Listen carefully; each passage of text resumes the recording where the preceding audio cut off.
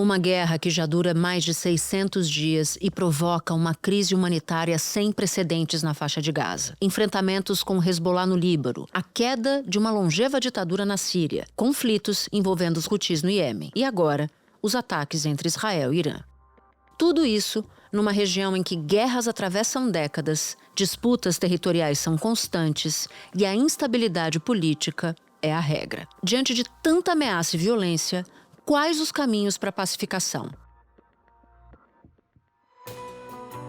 Da redação do G1, eu sou Natuzaneri e o assunto hoje é o impasse para a paz no Oriente Médio. Um episódio para entender as origens de tanta turbulência e as possíveis soluções. Meu convidado é Guga Chakra, comentarista da Globo, da Globo News e da CBN e colunista do jornal O Globo. Sexta-feira, 20 de junho. Guga, eu sei que é muito difícil falar em paz, em caminhos para a paz no Oriente Médio neste momento, mas devemos.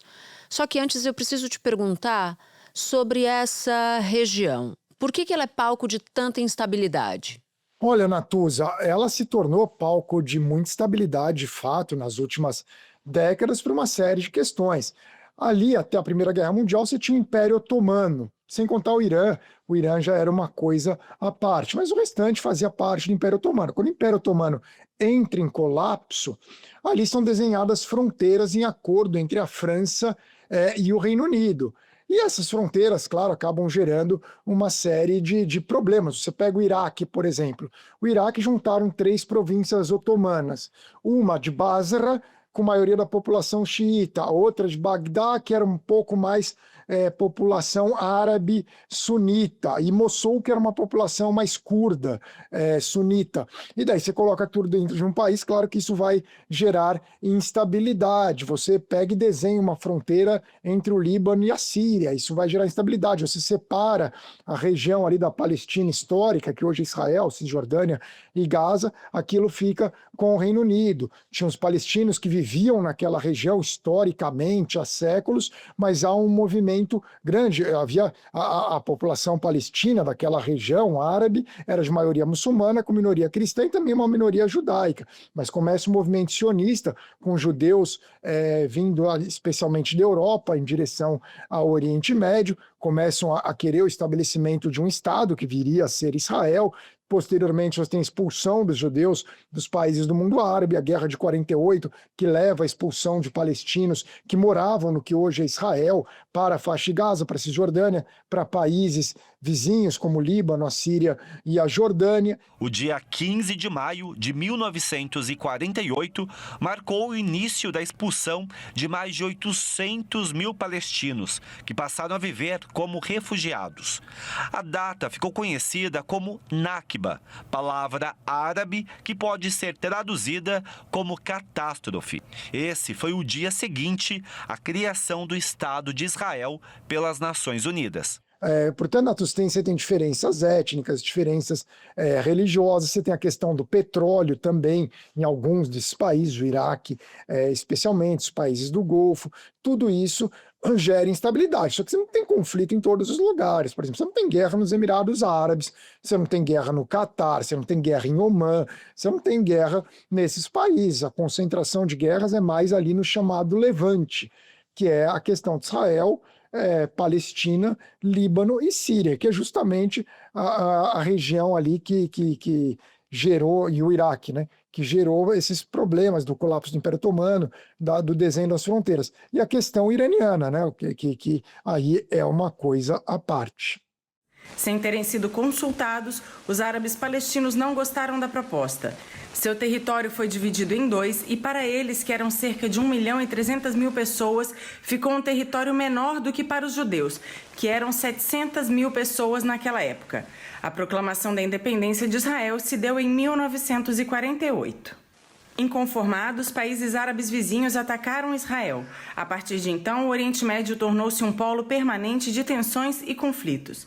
Acho que vale a pena a gente entender também a origem da instabilidade entre Israel e Irã. Lembrando, e talvez nem todo mundo saiba, que esses dois países já foram amigos e que Irã foi um dos países que acabou por reconhecer a criação do Estado de Israel em 1948.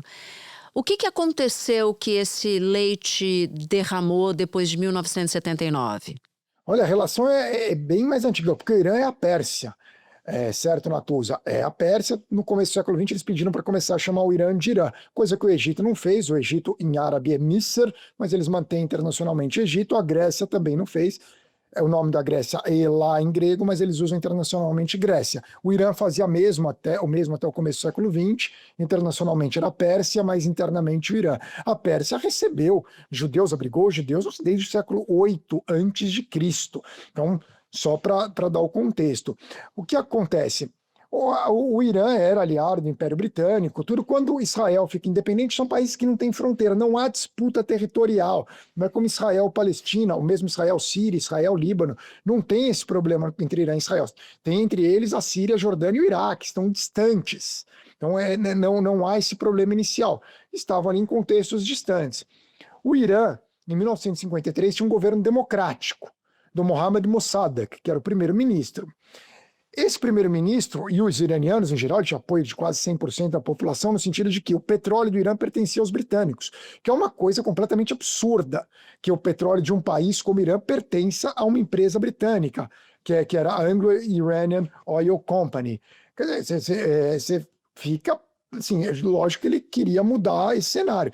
Quis nacionalizar o petróleo iraniano, depois ele até propôs um acordo de meio a meio, ficaria metade do petróleo do Irã, com uma companhia britânica, metade com o Irã. Os britânicos não aceitaram e, com o apoio dos Estados Unidos, derrubaram Mossadegh. Eles fizeram um golpe de Estado, Operação Ajax, derrubaram o Mossadegh do poder lá no Irã.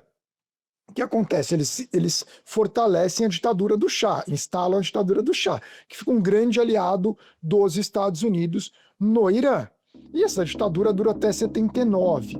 Essa ditadura era extremamente sanguinária. Eu sei que hoje a gente vê, às vezes, vídeos, olha como era legal que no Irã tinha mulher ali de biquíni ou dançando de minissaia na boate. Ótimo, as mulheres tinham mais liberdade na época do Shah, mas era um regime sanguinário de qualquer forma. No governo Assad, na Síria, também as mulheres iam de biquíni para as praias de Latak, Tartus, também iam para as baladas de Damasco, de Alepo, mas o regime não deixava de ser sanguinário. A mesma coisa com o Shah. É nesse período do Shah, que vai até 79, da queda do Mossadegh 53 até 79, um governo corrupto e sanguinário, que Israel e o Irã mantêm uma boa relação, porque ambos eram grandes aliados dos Estados Unidos. Por esse motivo, e também porque o Irã tinha problema com os países árabes, o Irã que é persa, e Israel também, então havia interesses em comum. Quando cai o Shah era associado aos Estados Unidos. E tem a Revolução Islâmica, que inicialmente nem era islâmica, porque tinha figuras moderadas e até marxistas. O país era regido por uma monarquia que era apoiada pelos Estados Unidos. Rei, em persa, se diz Shah. Mas em 1979 veio uma revolução, que derrubou o Shah Reza Pahlavi. Foi instaurado um governo que tinha a religião como ponto central. A nova teocracia passou a ser liderada por ayatollahs, sinal de Deus em persa. E logo de cara declarou quem eram seus rivais. O principal deles, os Estados Unidos, que chamam de o Grande Satã. Ao lado do maior inimigo está Israel, que chamam de o Pequeno Satã. Mas quando tem a Revolução Iraniana de 79, eles culpam, acima de tudo, os Estados Unidos. Eles até tomam a embaixada americana. E para eles, Israel era um braço dos Estados Unidos no Oriente Médio. Daí que vem o ódio a Israel do atual regime islâmico do Irã, regime xiita do Irã. É a partir da ligação que os Estados Unidos tinham com o Shah, e que o Israel também tinha com o Shah, mas acima de tudo os Estados Unidos, e a aliança Estados Unidos e Israel. Então os Estados Unidos seria o grande Satã e Israel o pequeno Satã. E a partir desse momento que eles começam a pregar a destruição de ambos. Israel não tinha nada diretamente contra o Irã. Insisto, não tem disputa territorial. Israel nunca ocupou o Irã, não é o mesmo contexto do conflito Israel-Palestina. É um conflito à parte entre Israel e Irã, no qual genuinamente os israelenses temem, porque é um país grande como o Irã, a Pérsia, dizer que vai te destruir, por mais que hoje Israel seja mais poderoso, não dá para saber como vai ser em 20, 30, 40 anos. Então há um medo genuíno em Israel do Irã, do regime xiita do Irã. A maior parte dos iranianos é muçulmano xiita. Eles se diferenciam dos sunitas por acreditarem que são herdeiros de sangue do profeta Maomé. O xiismo é uma religião construída a partir da perspectiva da derrota, da humilhação. E a mensagem política da Revolução Islâmica é: nós vamos ajudar vocês a se libertarem dos seus opressores.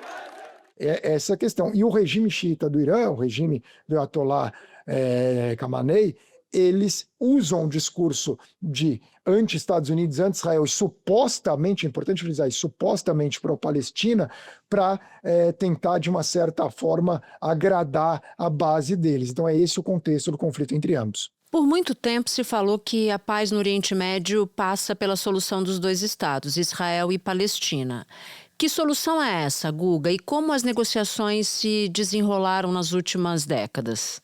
A solução de dois estados seria, na prática, não vamos voltar tanto para o passado, que daí é complexo, mas a prática seria um Estado palestino na Cisjordânia e na faixa de Gaza, se possível com Jerusalém Oriental como capital, e uma resolução para a questão dos refugiados palestinos que estão no Líbano, na Síria e na Jordânia. Na Jordânia eles têm cidadania, mas uma solução para os refugiados palestinos, vivendo em paz e segurança ao lado de Israel. Foi a partir dali que foi feito o Acordo de Oslo, que seria um acordo para haver uma transição em direção a essa solução de dois estados.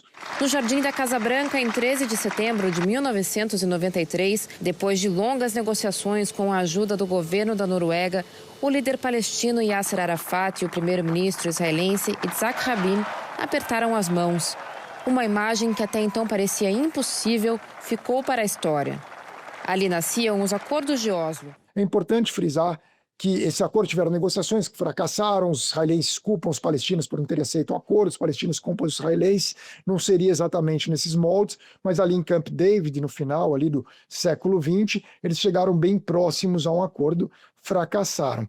Apenas 2 anos depois dos Acordos de Oslo, Yitzhak Rabin, o líder israelense que estendeu a mão para Arafat na Casa Branca, foi assassinado por um israelense de extrema-direita durante uma manifestação a favor dos Acordos de Oslo. Naquele momento, o sonho da paz começava a ficar cada vez mais longe. Desde então, o sentimento para uma solução de dois estados perdeu força em ambos os lados. Tem até um instituto em Ramallah que faz essa medição. No caso de Israel, porque na narrativa israelense os palestinos não aceitaram a solução e posteriormente ocorreu a Intifada, que era aquele movimento de atentados terroristas em Israel no começo do século XX. Então o sentimento contra os palestinos, contra o Estado palestino aumentou e com a guerra de Gaza, basicamente, hoje, são poucos em Israel que defendem a solução de dois estados. Do lado palestino, uma resignação de que Israel mantém a ocupação da Cisjordânia, onde vivem 3 milhões de palestinos sem direito à cidadania e sem direito ao Estado. A Cisjordânia é controlada por Israel, com uma série de assentamentos ilegais, segundo a comunidade internacional, onde vivem 500 mil colonos judeus que têm todos os direitos de cidadãos israelenses. São cidadãos israelenses 100%. Então, esse é o cenário na Cisjordânia. Os palestinos não, eles não têm Palestina independente e não têm cidadania israelense. São 3 milhões de pessoas tratadas como uma subclasse que vivem sob ocupação na Cisjordânia. O governo do Netanyahu é abertamente contra a solução de dois estados. Eles falam abertamente, eles são contra que exista uma Palestina independente. E que eles não aceitam também que os palestinos tenham cidadania.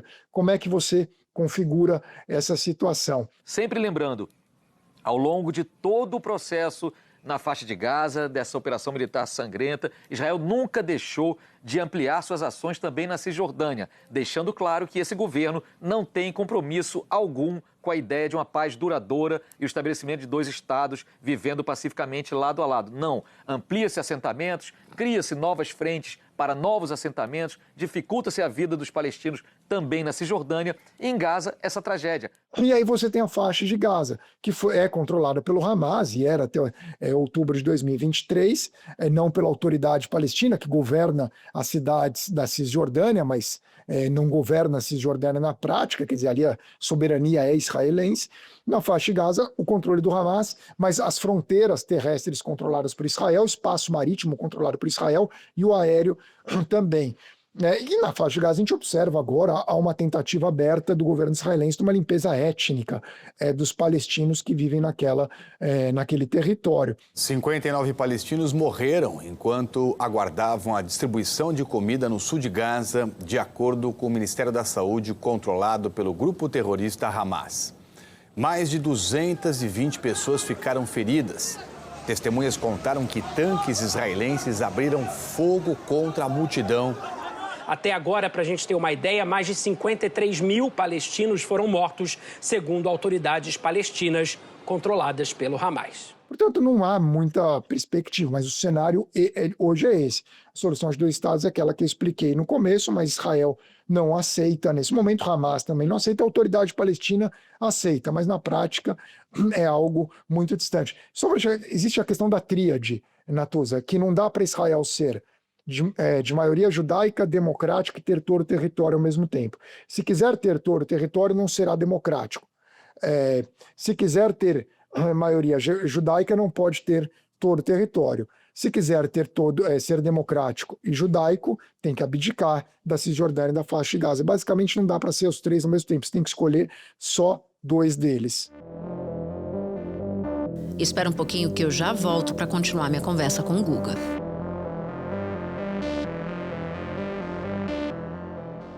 E em que momento da história já se esteve perto de se criar o Estado palestino? Olha, primeiro em 48, mas na época os palestinos, em 47, quando teve a partilha da ONU, que muitos falam que os palestinos não aceitaram porque os palestinos eram maioria em todo o território do que hoje é Israel, Cisjordânia e faixa de Gaza, e na parte que seria destinada ao Estado judaico, a maioria era palestina, também era árabe, né?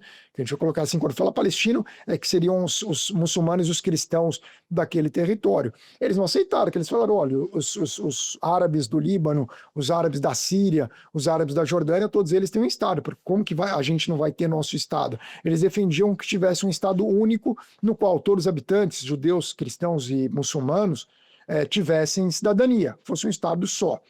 Mas a ONU fez a partilha dividindo entre o Estado judaico e o Estado árabe, vamos colocar assim.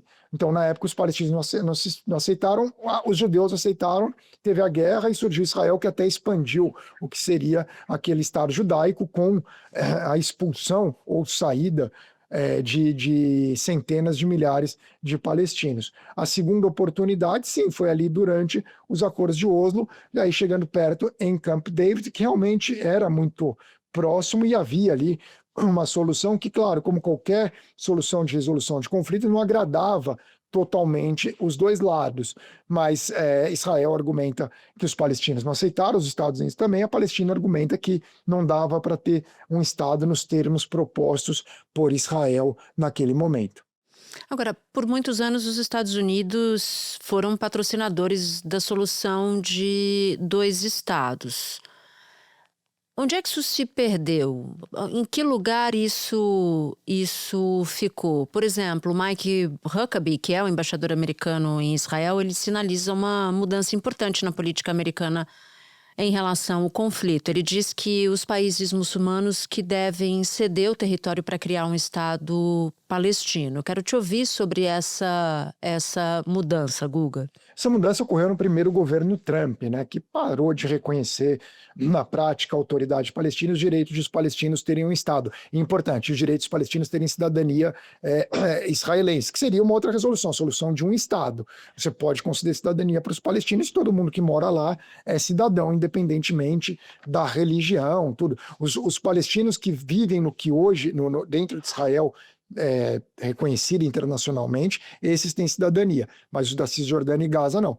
Seria uma alternativa, mas o governo Trump voltou atrás, o governo Biden praticamente ignorava os palestinos e apoiou Israel na guerra de Gaza incondicionalmente, e o Trump voltou ao poder e é contra. Você tem figuras como Mike Huckabee, que é cristão evangélico radical, que tem essa visão messiânica sobre Israel, que ele defende a limpeza étnica dos palestinos, porque você teria que expulsar os 3 milhões de palestinos da Cisjordânia, os 2 milhões de Gaza, expulsar 5 milhões de pessoas que estão lá, suas famílias, há séculos ou milênios, de onde eles são, quer dizer, você vai retirá-los à força de Nablus, de Ramallah, de Belém, de Gaza, e forçá-los a irem para outro território que não é a terra deles, para ser criado um Estado, defender a limpeza étnica. E chama muita atenção que essas figuras cristãs evangélicas messiânicas, como Mike Huckabee, eles ignoram o papel dos cristãos palestinos, né?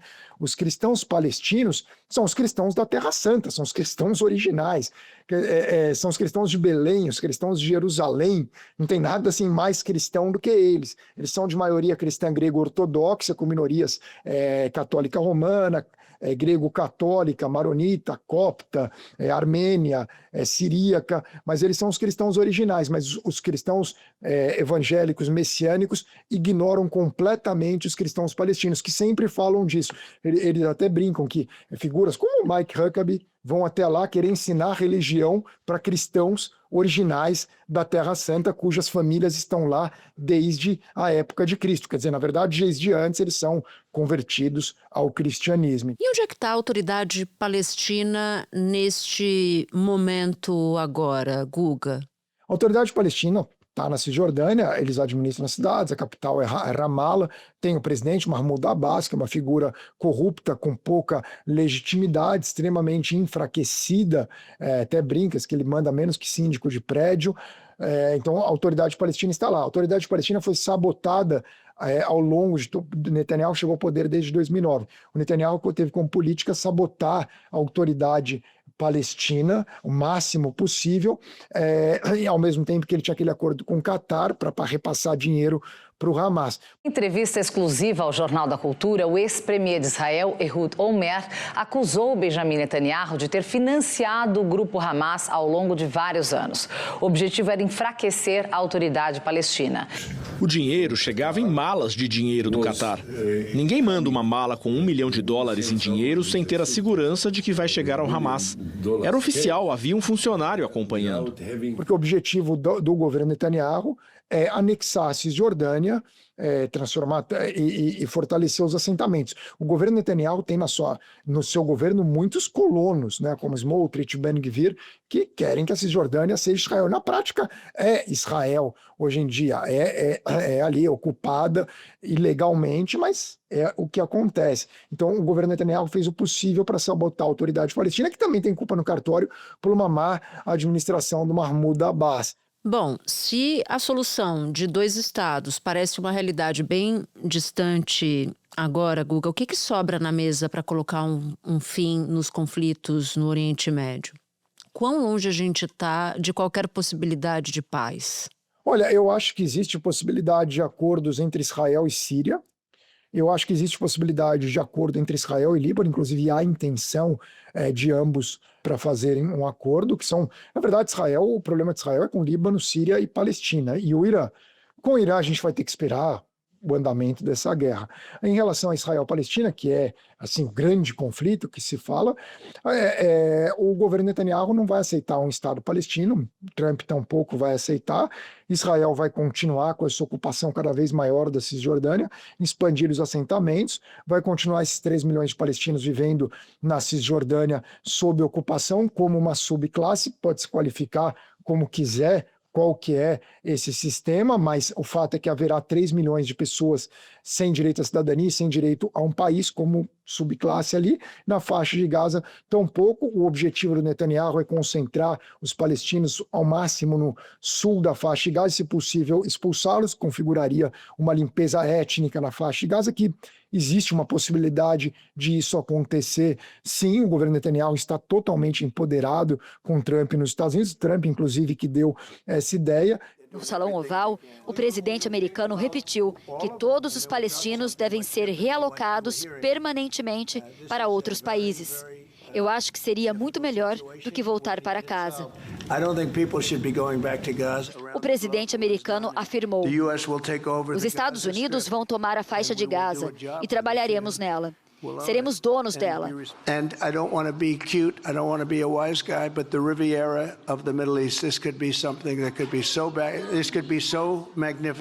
Então a tendência é não ter um final feliz, pelo menos nos próximos anos. Claro que tudo pode mudar, a gente vê um sentimento pró-Palestina, de uma Palestina independente ganhando força ao redor do mundo.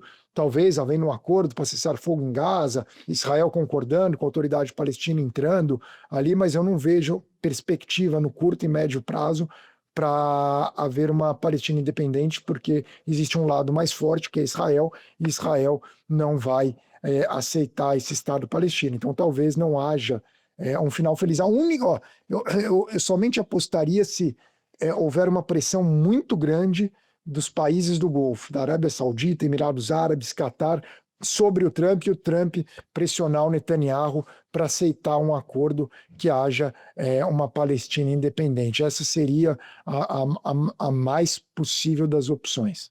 Guga Chakra, muito obrigada por topar conversar com a gente. Eu sei que seus dias têm sido muito intensos para traduzir para a gente o que está acontecendo em meio a essa guerra entre Israel e Irã. Então, te agradeço imensamente por ter encontrado tempo aqui para conversar com o assunto. Obrigado, Natuza. Antes de terminar, um recado. Se você ouve o assunto no Spotify e gostou do episódio, é assunter mesmo, dá 5 estrelas e compartilha esse episódio com quem você quiser. Você pode nos ouvir no G1, no YouTube e em todas as plataformas de áudio. Comigo na equipe do assunto estão Mônica Mariotti, Amanda Polato, Sara Rezende, Luiz Felipe Silva, Thiago Kazuroski e Carlos Catelan. Eu sou Natuza Neri e fico por aqui. Até o próximo assunto.